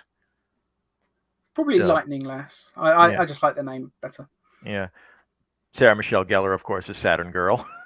Of course. And Nicholas Brendan, I'm guessing, is probably Cosmic Boy. Yeah. That absolutely works. That absolutely works. And obviously Anthony Stewart Head isn't going to be in that episode because he's already playing Alfred. Yes. Bruce Wayne's trusty butler. as established in episode 2. And obviously, again, we've introduced Bruce Wayne. There is going to be a Batman episode, and the title is just simply World's Finest because, I wasn't going to do like a Batman versus Superman type thing. It's World's Finest. They have a disagreement at first, but they obviously are going to team up to defeat a certain clownish villain. Ooh, I wonder who that is. And Crispin Glover is going to be playing that character, so that would be fun because I think Crispin Glover has been fan cast as Mr. J for a very long time, and I've certainly seen a bunch of photoshopped images of it back in the day. Like when I was in high school, before the Dark Knight casting was announced, people kept saying they should get Crispin Glover. They should get Crispin Glover, and so we're going to do it for this. Right. So that's going to be fun. That's cool. And he's a little bit young, but Joker wears a lot of makeup, so we can make him look older. One thing I did want to say about Volcana is, I wanted to stick it pretty close to the animated series as far as actress. So we're going to stay with Perry Gilpin. Cool for her. Fine by me. And I'll try and make the Photoshop screenshot, like her costume or whatever. I'll make it look as close as possible to the animated series, just like I did with Atomic Skull. Yep. And also, I did want to give a little tease to Mattel: The Next Generation. Yes. We are going to be finally introducing on screen Maggie Sawyer. Indeed. And I think everybody's going to love who I chose for her. Yeah, announce it right now. Okay. So Tom and I were we were talking about who we wanted to see, and I came down to two choices. It was either a choice of Nana Visitor from Deep Space Nine, who we're going to have is a different role. Yep. Should we announce who we've got in mind for her to play now? We'll get to that in a second. Yeah. Okay. Or it was going to be Farrah Forkey from Wings, who also was the voice of Big Barda in the animated universe.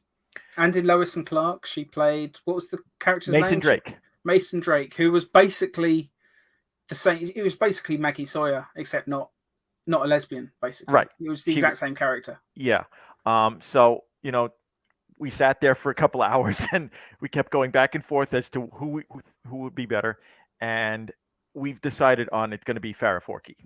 Okay. Yeah. We needed somebody who can do tough, who can do, understanding, but also somebody who, and I know this is going to sound bad, but we needed an actress who was a smoker at the time because Maggie Sawyer was known for being a smoker. Yeah. So we're gonna go with Farrah Forkey as our Maggie Sawyer.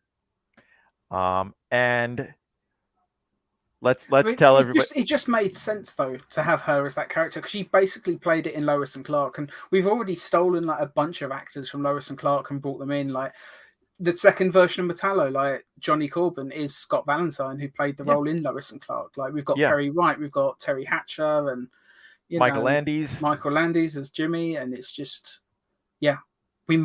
it just made sense. It just made sense to keep her in that role.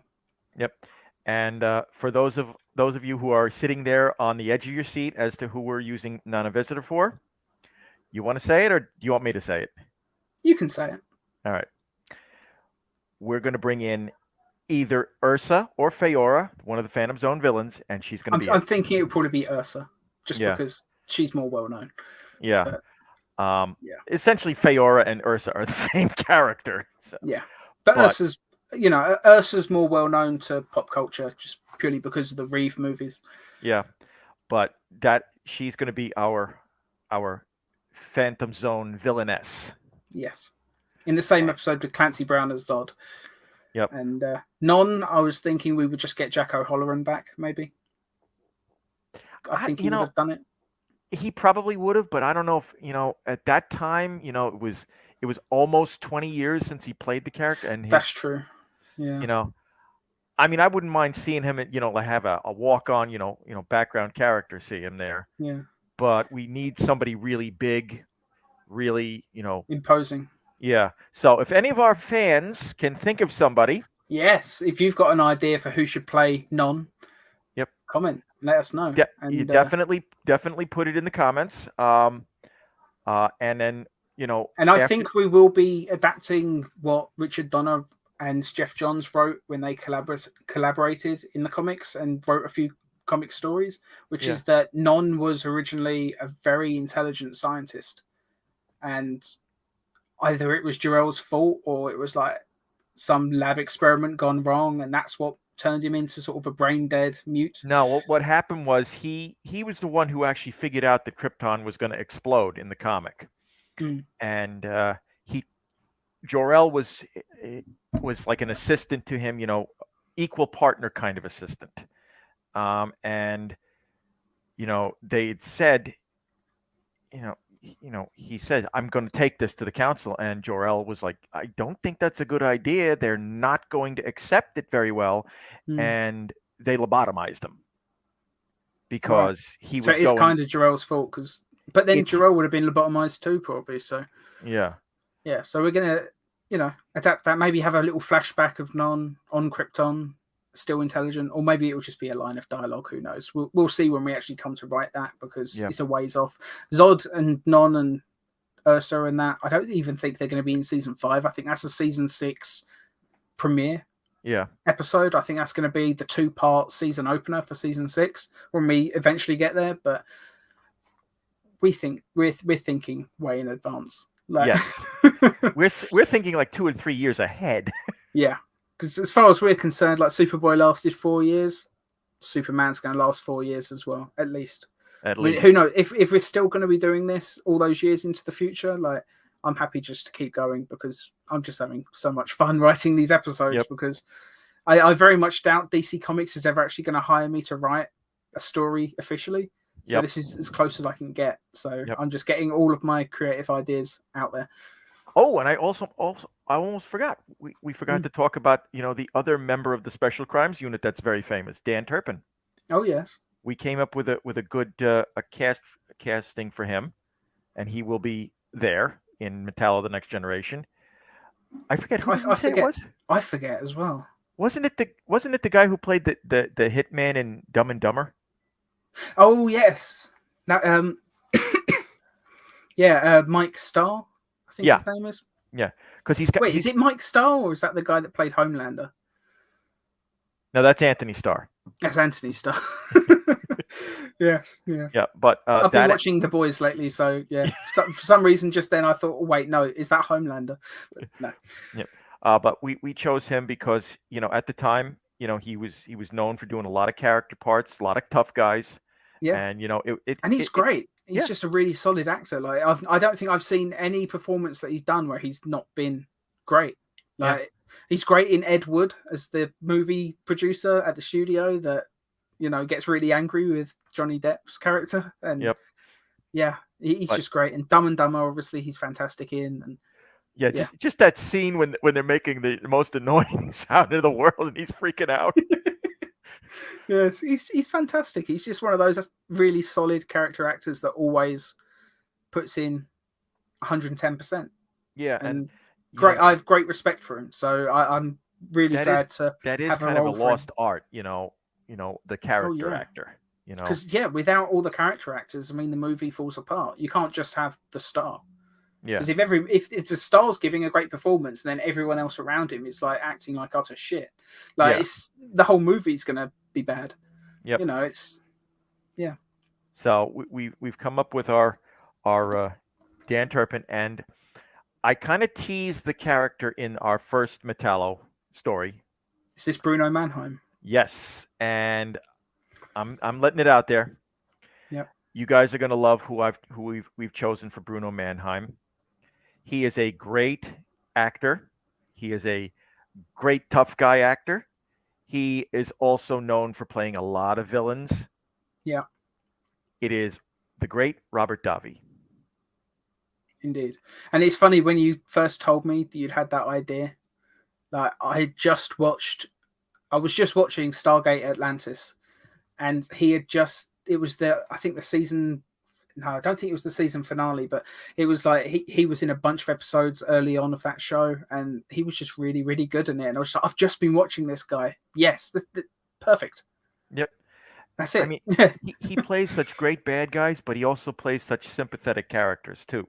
Oh yeah, You know, and in Atlantis, like he was definitely the villain of the episode, but you completely understood where he was coming from the whole time. Like yep, it's hard to even call him a villain. He was the antagonist, let's say. yeah, yeah, and the way I'm gonna approach Robert Davi as Bruno Mannheim is I'm gonna take a little bit of from the animated series when we first got introduced to him with Bruce White doing the voice.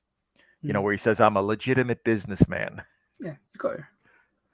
You know, If you've got a gangster character, you got to at least claim to be a legitimate businessman at least once in the episode. yeah, and I'm gonna tease this out there. You know, when he's saying this, and this is a little bit of humor. Lois is gonna be standing there as he's saying, "I'm a legitimate businessman doing this." Basically, she's saying, "Yeah, I've heard this line from you guys before. It's boring. It's predictable." She could even say like that's what every movie mobster says in every bad mob movie. Like it's just, yeah. Yep. It's almost comical in how Yeah. overly used that line is. But Yes, and I will give a little tease here, and this is all I'm doing. Okay, there is going to be a new character that will be introduced in Metallo: The Next Generation. We've already decided who she is, and we've already decided on the actress. We're going to use in screenshots Soleil Moon Frye. Yeah, but that's all I'm going to say. Who and what she is. Yeah, just a little tease because to tell you would be kind of a spoiler. Although Yes. I think I may have let the cat out of the bag on Facebook or Instagram in the last couple of weeks, but hopefully, yeah. Well, she's going to be there, and she's going to be very important. But that's all we're going to say. And you know, Tom and I sat there and we figured, you know, who could play this character, and we both agreed Soleil Moon Frye. Yeah. You know, at the time in the early not just 90s, because she's a great actress, but yeah, she looks like we would need the character to look yes, in this continuity. So plus, you know, at the time, you know, she looked young enough that she could have played this character. Yeah, it was like 1993, so she hadn't been on Sabrina the Teenage Witch yet, and she was playing a college student in that. I think that was like around 1998, 1999 when she was in that show. Yeah. So the fact she could play a college student then, she can definitely play what we wanted to play. Yep. For this, so it's going to be. I'm looking forward to that one. Like, it's going to be a fun story, and you're introducing her in Metallo: Next Generation. Yeah, we're just going to introduce her as, you know, just a background character first, but then we're going to get into her later. Yeah. Which I think is smart. Yeah. Because you don't want to overstuff the episode. It's like Batman the Animated Series. Like they had Harvey Dent as the district attorney for a couple of episodes before they introduced Two-Face, like turning him into Two-Face. And it's the best way to do it. And it's one of those things that I think the comic book fans especially really appreciated them doing. Because let's face it, Batman Forever, the first time you see him, he's already Two-Face. And it's less interesting that way. Like, and the Dark Knight, like you have him as Harvey Dent almost the entire way through the movie. Yep. So, yeah, I'm really looking forward to Metallo: Next Generation because obviously I've told you in private and I've made my feelings on it very clear on YouTube, like in the comments sections and all of that. Like, I loved your first Metallo episode. Like, it's really, really good, and I just can't wait for the sequel. Now, is it going to be a one part or a two part of that one? I'm not sure. I mean, the amount of stuff that I have to do, it may end up turning into a two-parter. It may. I'm not sure yet. Let's aim for a one part just in case, but keep the option open. Yeah. You know, just in it might turn out that you're like struggling to fill 2 episodes, but it could be a really tight 1 episode story. Yeah. We'll see. Yep. And let's face it as well, we don't want to overstuff the season with 2-parters because I can't remember how many 2-parters they had per season in Superboy. Season 1, it only had the 1 2-parter, which was how many did season 3 have? So obviously, Bride of Bizarro, Road's Not Taken, Road to Hell. That's 3 of them, and then season 4 was Change of Heart. Know Thine Enemy. Oh, Rebirth was a two-parter? No, Rebirth was in season 3. Oh, so that's 4 two-parters in season 3. So we probably could get away with it. I know Roads of Steel is going to be a two-parter, and the finale is going to be a 2, maybe even a 3-parter. We might make the finale the first ever Superboy 3-parter episode. Yeah, and of course, I'm not going to try and stretch it into a 3-parter if I'm, if I don't have a decent enough idea of how to extend it. If instead of stretching it out to a 3-parter, we could, just flavor certain things, throughout the season, so that we can see it, like the way Batman, the Brave and the Bold did stuff with the whole Starro thing. The opening sequence for an episode, 8 episodes earlier, tied into it. We could do it that way. We'll see, because it will completely just depend on when I'm writing it. If I feel like there's only enough story for 2 parts, I'm not going to just artificially stretch it into a 3-part episode, because I don't think it will make for a very good 3-parter. It would just, I think it would ruin the pacing of it, and the people watching would be able to tell that I'm just dragging it out. Yeah. But, and of course we also don't want to overstuff it with action, because we're not Jerry Bruckheimer. Yeah, and also that's a lot of work in terms of the screenshots. But oh, it's going to be a good one though, that 3-part that finale. Yep. Yeah, got a lot of big plans for it. Yes, we have a lot of plans for season 5, and we look forward to everybody continuously watching. Yeah, and obviously if you've got this far, please, I hope you've been leaving comments. Don't even just leave the one comment. If you leave a comment and then there's more you want to say, just either edit the comment and add to it, because we read them all. Yep. Or just leave another comment. Who cares? Yeah. We read and we respond to all of them. I think I've replied to every single comment on the season 5 episodes that I've seen so far. If I've missed one, I apologize, but obviously until recently I haven't gotten notifications of comments on the thing. Obviously now I have access to the channel, I'm uploading the videos, I can actually get a notification when a comment is left. But in the past I was just having to check the videos every now and then and see if anybody had left a comment.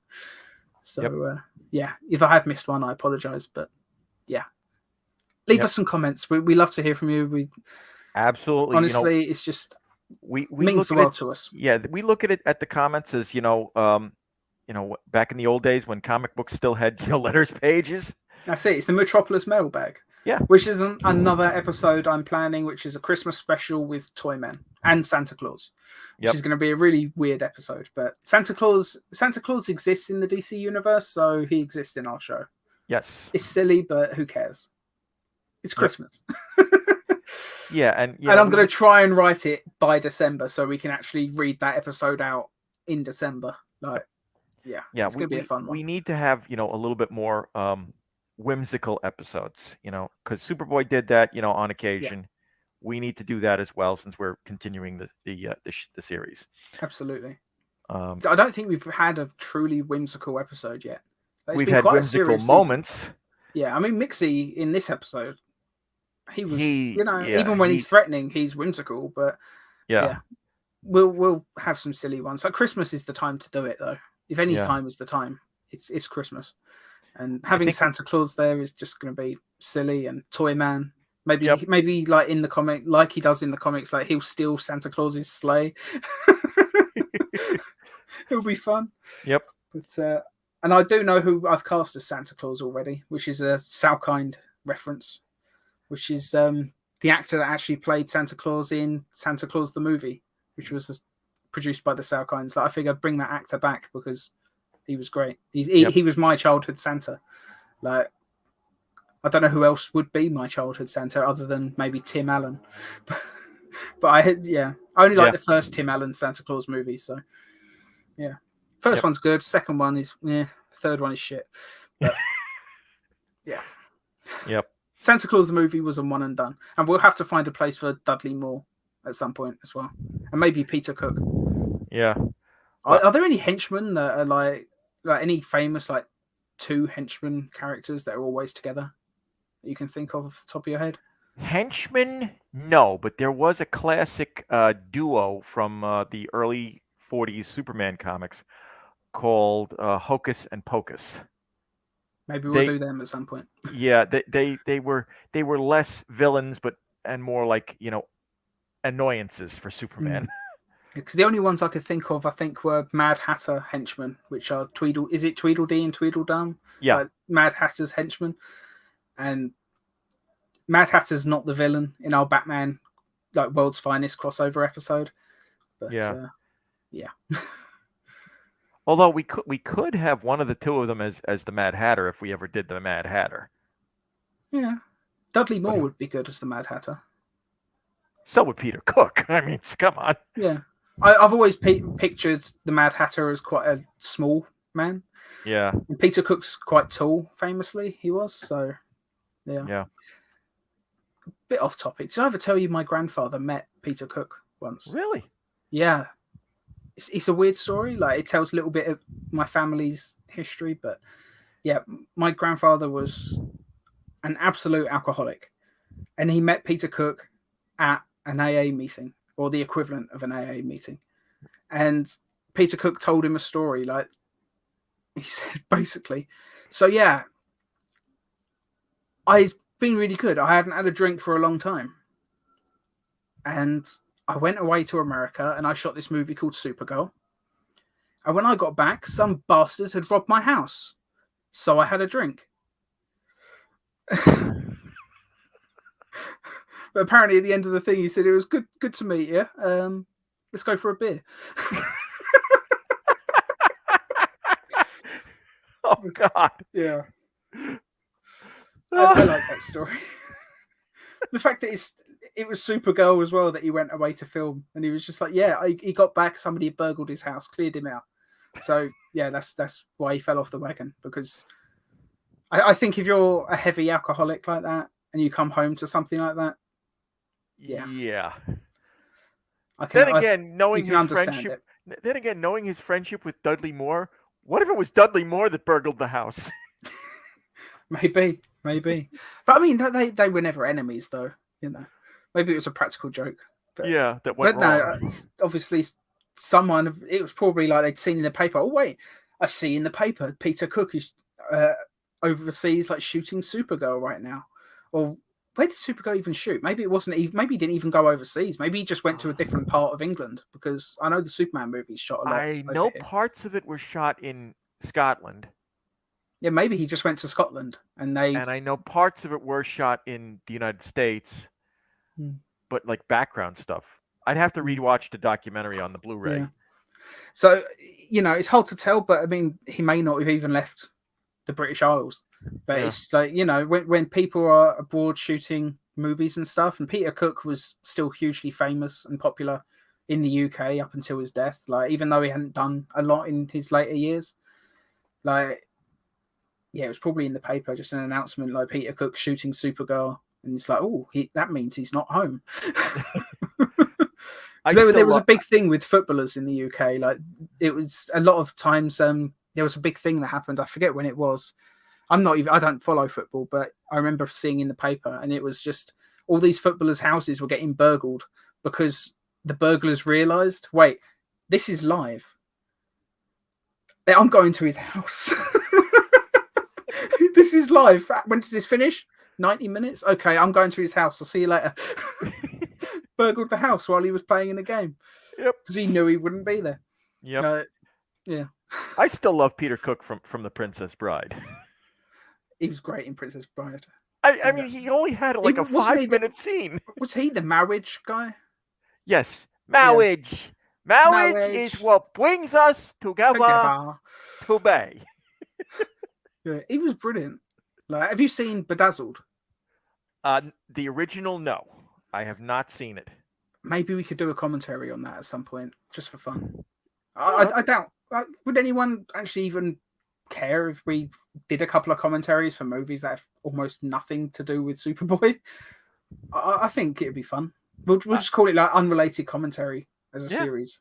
Yeah. I know we're going to do a commentary on the movie Daryl at some point, which is it was Barrett Oliver who was the kid in the original Neverending Story, Right. and it's a great movie with Michael McKean, and we love Michael McKean, and one of the best Perry Whites. He was fantastic in Smallville, yeah. Not the best. And married to Annette O'Toole as well. Yeah. So that's pretty cool.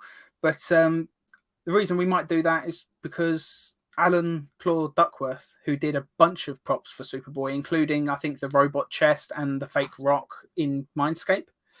Right. He did a bunch of props for Superboy, also worked on that movie. And it might be fun. I might even reach out to him and say, do you want to join us for the commentary? I think that could be fun. I'll reach out to him, see what he says. Plus, it's been ages since I actually watched that movie. I think last time I watched it was when it was being run every other day on like Cinemax or TMC back in the 80s. And the whole thing is on YouTube in full, so we can just download the video and we can actually include the video in our commentary video, which is something we can never do with Superboy because they just get blocked. But this movie is on YouTube in its entirety already, so I think we get away with it. So it might actually be quite a fun thing. But yeah, we've got a bunch of content ideas that we're going to be bringing to the channel, hopefully in the coming days, weeks, months, or whatever. And we can have some fun. But and I hope everybody else has some fun with us. So indeed. Well, thank you for joining me as always, Chris. I'm glad you enjoyed the episode. Obviously, as I've said a bunch of times already, it was my favorite one so far. So I'm glad you enjoyed it as much as I enjoyed writing it, because I had a blast writing this one. I know I've said it already a couple of times, but yeah. But I hope everybody watching enjoyed it as much as we did. So thanks for watching. Be sure to like, share, subscribe, all of that stuff. And all that. We will see you again. Same super time. Same super channel. You got it. Later, everybody. Bye.